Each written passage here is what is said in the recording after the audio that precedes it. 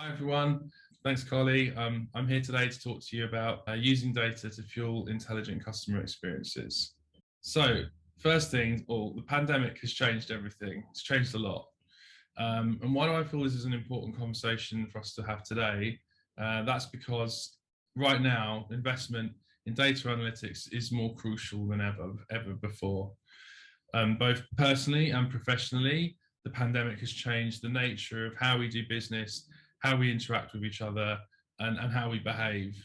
With most of us having been working online, remotely, we've been meeting people far less in person, and the world has moved online in so many ways, both working, shopping, and socializing, where before we would be having these interactions in real life. Now, for example, we may be going shopping, and that could involve the use of WhatsApp or Instagram or going onto an e-commerce platform such as Shopify, whereas previously it would involve getting in our car and driving to a store. And as we've moved online, this is generating huge amounts of data, which potentially could allow us to know our customers better. And in turn, that's going to create an opportunity for us to reinvent the way that we do loyalty. At the same time, there have been a number of other major trends that have been happening in parallel. And this is to do with data protection, data privacy. And there have been a number of things that have happened in the last year or so, which are really reducing our ability to access third-party data. So some of the big things we know about are that cookies are going away. Very soon, it's going to be not possible to track email opens on the Apple iOS platform. And this year we've had cross-application tracking blocked by Apple, and Google is soon to follow suit. So what does that mean to us in the context of loyalty programs and customer relationships? Well, it means that having a grasp on our first-party data is becoming increasingly essential. If we want to be able to succeed, we need to be able to bring that data together and harness the insight that it can give us to drive revenue growth. So we recently carried out a piece of market research where we spoke to just under 1,000 leading brands from across Australia, Hong Kong and Singapore. And when we spoke to them, we asked them, what impact did you feel that COVID-19 and these emerging trends are having on customer churn? And the vast majority, 69% on average, felt that it was either major or severe. And then I've broken that out by the individual markets, but it's still, even in Australia, 63%. It's still a lot of these brands are concerned that these combined trends are really, they are a cause of customer churn, and there's something which needs to be addressed. And how do we do that? Well, firms that have got advanced insight-driven business transformation capabilities are 2.8 times more likely to report double-digit year-on-year growth. And this is from a study that was recently carried out by Forrester. So we all know that we need to have some strategy and be working down the path of data transformation initiatives. So from our experience here at Collinson, when we look across the 1,400 plus financial services and banking clients we support 90 plus airlines and over 20 hotel groups, who each in turn are supporting 400 million plus consumers. Those who have taken action over the last 12 months are gaining an advantage. And those who have stood still and are making no change, they're starting to fall behind the competition. And we can only see that this gap is going to increase. So these trends have moved us online at such a rapid pace that people's demands and expectations are increasing day by day. And that's not going to change. As we come out of the pandemic, there is still going to be the expectation for highly personalized, relevant service in an instant.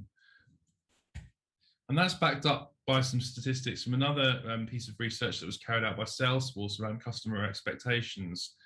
So nowadays, at least 52% of customers expect offers to always be personalized. And 2/3 expect companies to understand their unique needs. And this is something that we really need to be cognizant of and have a strategy to address. So for those of you that are listening in, I'm hoping that you're nodding along and agreeing because you've already got plans to do these things. However, as the insights partner for ALA, I'm keen to share some of the anomalies from our piece of market research from when we spoke to these 1,000 leading brands.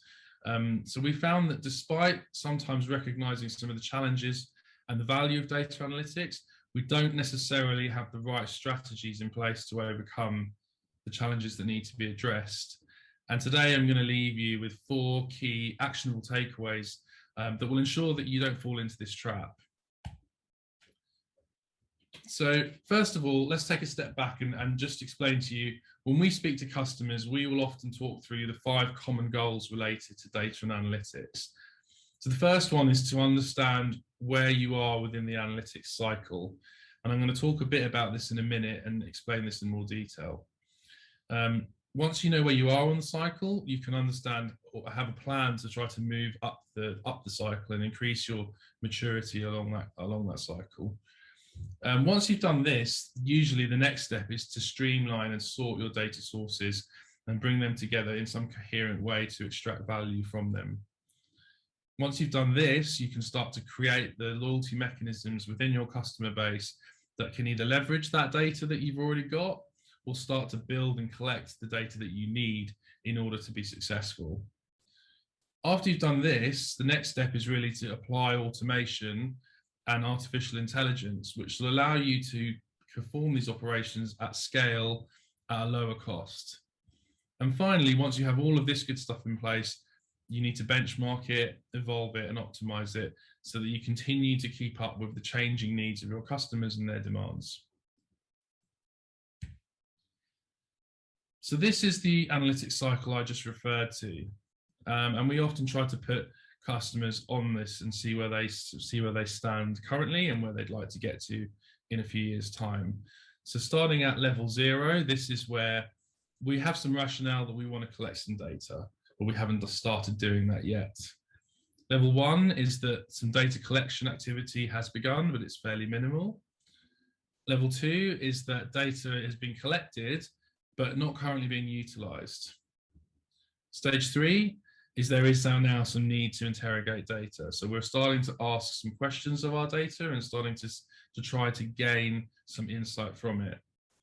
Step 4 is where we have a need for descriptive analysis. So we're asking questions, we're looking backwards in time, we're understanding things, and we're getting answers that can inform future decisions. At step 5, we're starting to try to bring all of our data together to a single customer view, and this is pulling it in from all the different sources across our organizations. At level 6, we're starting to use machine learning to drive business outcomes. And right up at the top, at level 7, we're using AI and predictive analytics regularly to make business decisions. So these processes, this algorithmic decision making, is completely baked into our business processes and is working all the time. So in our piece of market research, when we asked these 1,000 or so brands to put themselves on the scale, the vast majority, 27%, put themselves at a level 5, with 19% being either side of that. So starting to do some descriptive analysis or starting to do some machine learning predictive analysis. Interestingly, there's still quite a few people who are really far down that curve, and over 20% aren't even doing kind of the basic descriptive analysis that we would really expect that would already be in place today. Here's a breakdown by sectors. So telecommunications came out in front, with financial services and retail just close second and third.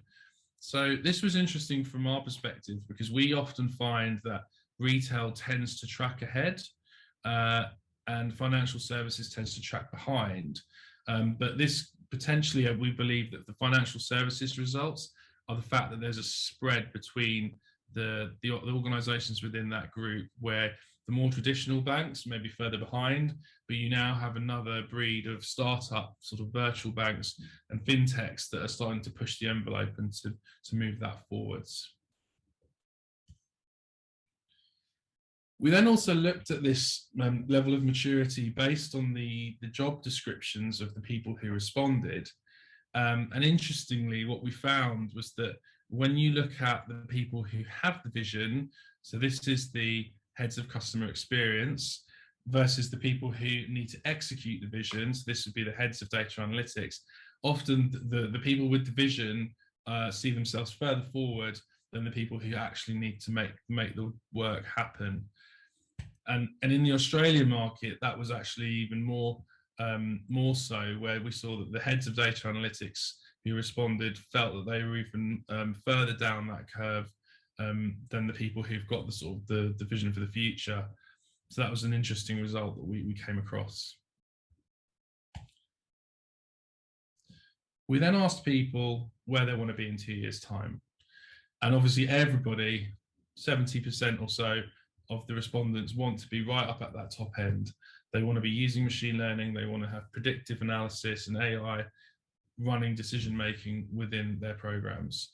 And it's clear that the majority of us want to get there and have plans to do so. There are some anomalies that I'm going to come on to now to say why that could be a challenge for some businesses if they're not connecting together the challenges that need to be solved in parallel to really make that happen. So if we look at how data analytics can support these business needs, we asked people a series of questions where we asked them how they felt that data analytics could solve problems for their business. And the most popular one was identifying our most loyal customers, followed by rewarding the right customers, followed by increasing revenue per customer, and then identifying profitability trends. And then we then go down the scale, and the response with the least number of people who selected it was identifying data gaps and monetization of that data. And this is interesting because if you consider 35% of the respondents believe that it's important to identify loyal customers. But of those 35%, only 39% of that group believe that it's important to reward those customers. And more worryingly, only 22% of that 39% believe that identifying data gaps to monetization is important. And now it's necessary to identify your data gaps in order to reward your customers, in order to be able to see who they are. And so our belief is that if you don't connect these things together, it's highly unlikely that you're going to be successful. And so from this analysis, we'll see that of the people who can identify the problem that we want to be able to see our loyal customers, and that's important to us, potentially only 8% of those businesses will succeed, whereas the remainder will have identified the problem but perhaps won't arrive at the solution.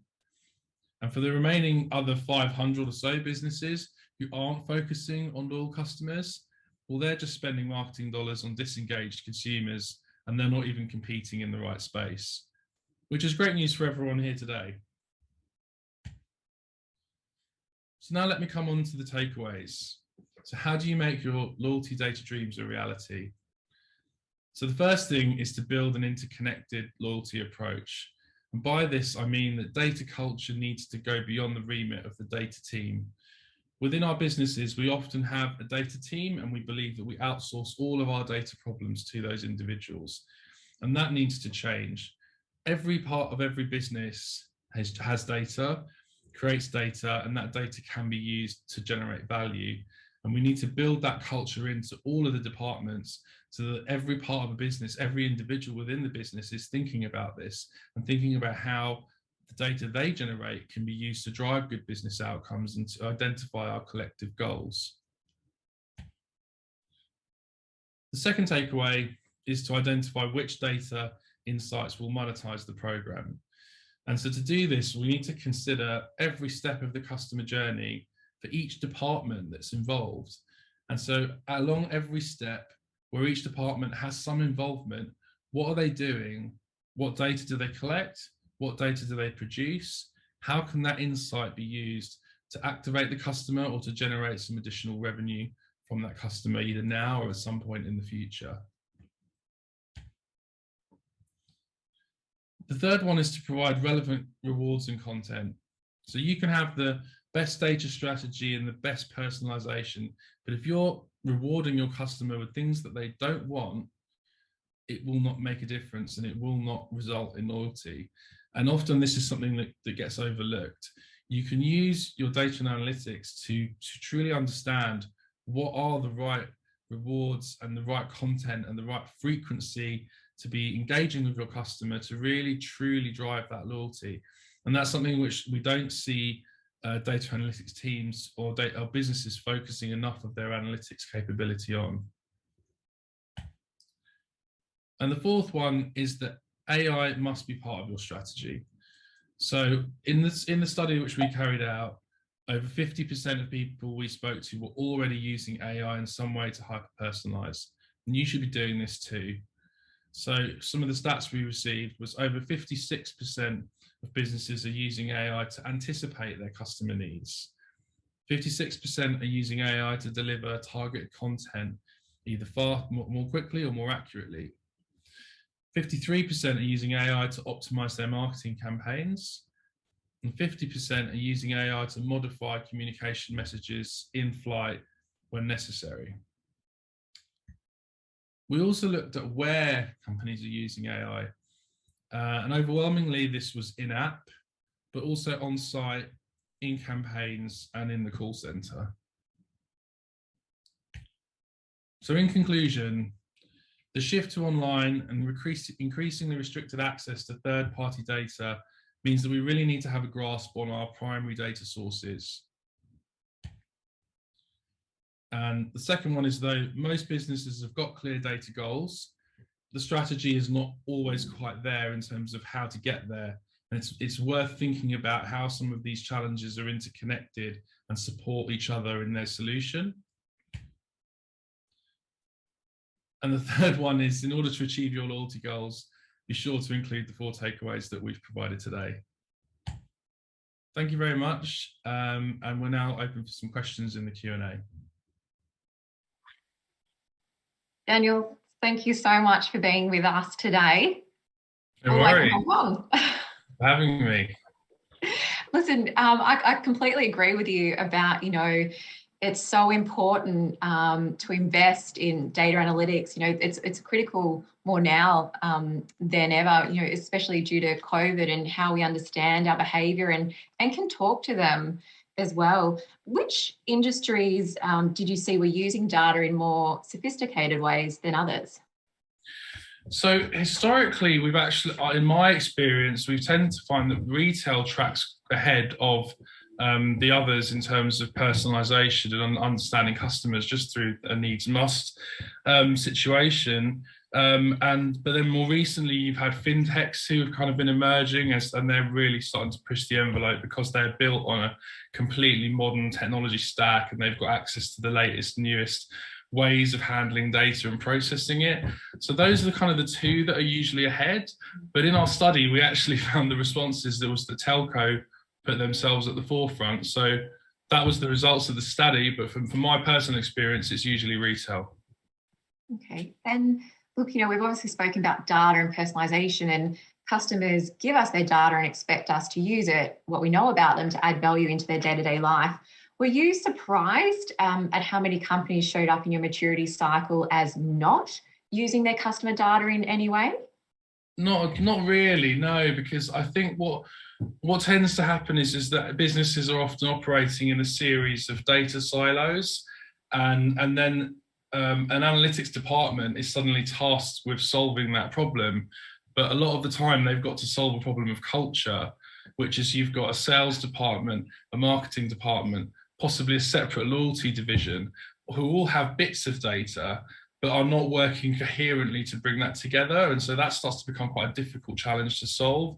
And so often you've got the vision, as we saw, the customer experience folks have the vision of where they want to be, but then the people who actually have to realize that have got to overcome lots of internal difficulties of bringing all of those sources together. And it's about really making data culture more pervasive, I think, is one of the biggest challenges that businesses often face. So expanding onto that, so many companies have so much data and they don't know where to start in terms of unifying it either into one single customer view, one central location, one data warehouse. Do you have any advice for companies as to how they can begin their data journey? Yeah, absolutely. I think the first step is really to try to take stock of what you have, and then to start to think what are the questions that you want to ask of it. And then from that, rather than often what businesses try to do is step one is let's go off and find every single data source we have and try to glue it all together.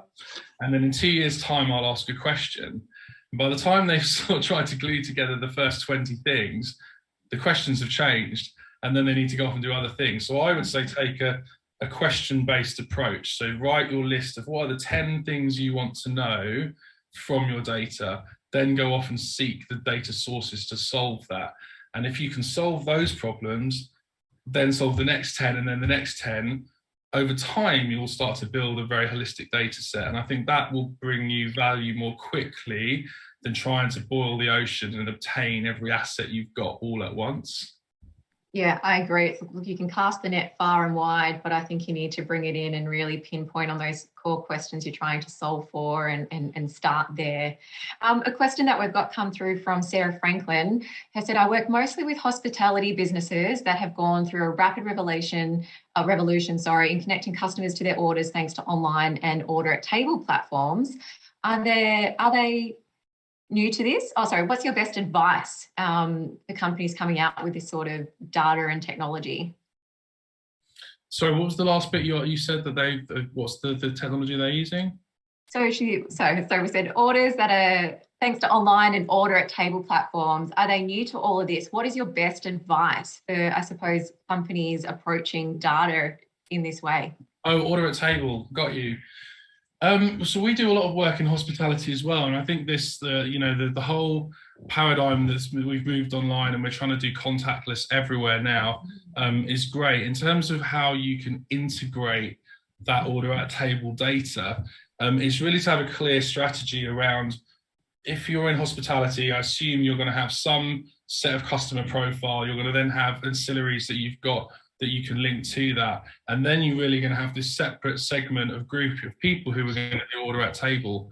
So it's really trying to find a way to integrate that into your full asset, but then to see how you can supplement people's buyer patterns with this new type of behavior and identify how do these people differ from other people who perhaps want a different type of service, who don't want to have that. They want to interact with a human being.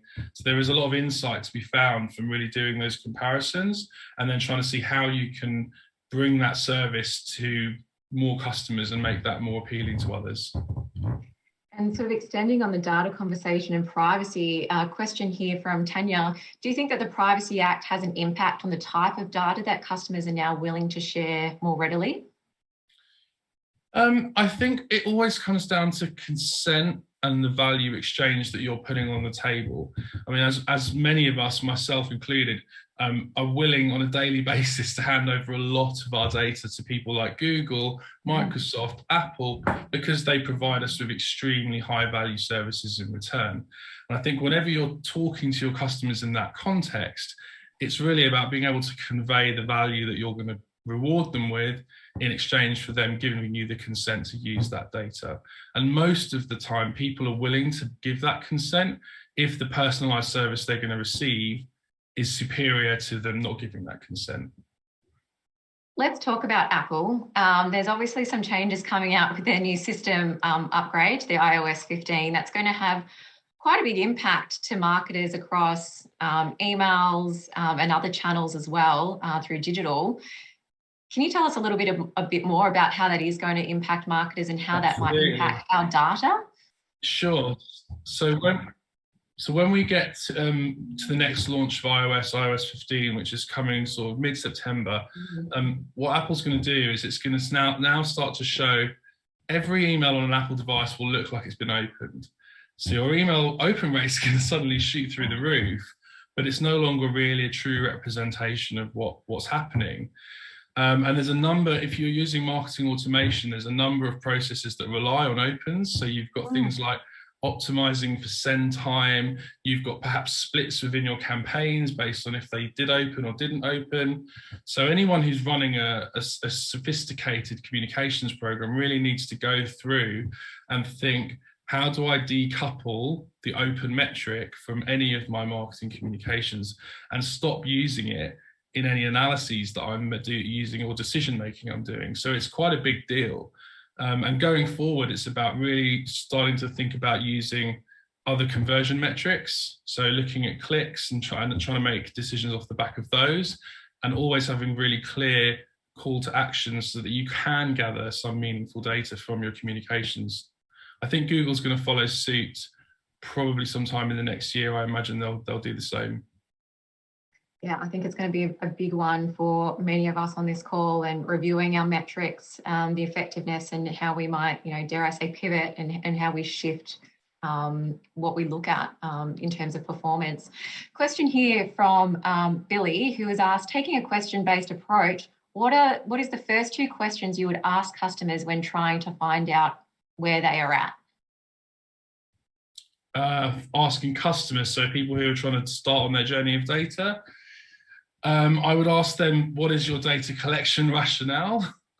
And what value are you driving from your data asset today, if any? Those are probably the first 2. And if there isn't a data collection rationale, there needs to be one. And then if there isn't a clear collection to value relationship, then that needs to be established as probably the next step. Another question here from Corny, who said, how would you track engagement through first-party data or AI if third-party data is being blocked? So those interactions need to be first-party. So that's people clicking on links on your website, interacting with your mobile application, clicking on your emails and clicking on your websites. So it's anywhere where you can get interactions with your business. It could be having QR codes placed within your estate which create open links and ask people to put in information. It could be progressive profiling within your loyalty program to continuously ask questions of your customers a little bit at a time to build up a bigger, richer profile of what people are interested in. Another question here from Michael said, do you find that business leaders are wanting immediate results from their data and not willing to sort of really treat this as a long-term strategy? Sometimes, yes. I think the challenge of being in the world of data is that there are often inflated initial expectations versus the reality. And one of the things I was trying to convey in the presentation was that it's great to say we want to identify these customers who are high value, but if you haven't thought about the underlying, do I have enough data to do that? That's often a challenge. And so the first thing is to really establish data only has intrinsic value if you have enough of it to make a decision. So figure that out first. Do I actually have enough information to make a real valuable decision? I suppose on a similar theme, do you have any advice as to how we can get, or businesses can get, internal staff to engage with the data that we are collecting and not be scared of it? Yes, so 2 things I would say for that. The first one is, as a business, is to encourage a more inquisitive mindset. So what are you doing on your day-to-day when you're using this data? What is it producing? What value does it create? What other questions could I ask of it? I'm really just encouraging people to think more broadly about what they can do with the data they have. And then the second is about storytelling with data. So I have this data, but what can I do with it? What can I tell you about my customer or about this interaction that I've gathered? What does it mean? And if you can encourage people to have those 2 mindsets, I think that generally will up their game in terms of data literacy. Well, Daniel, thank you very much for joining us today and sharing your insights. It's been much appreciated.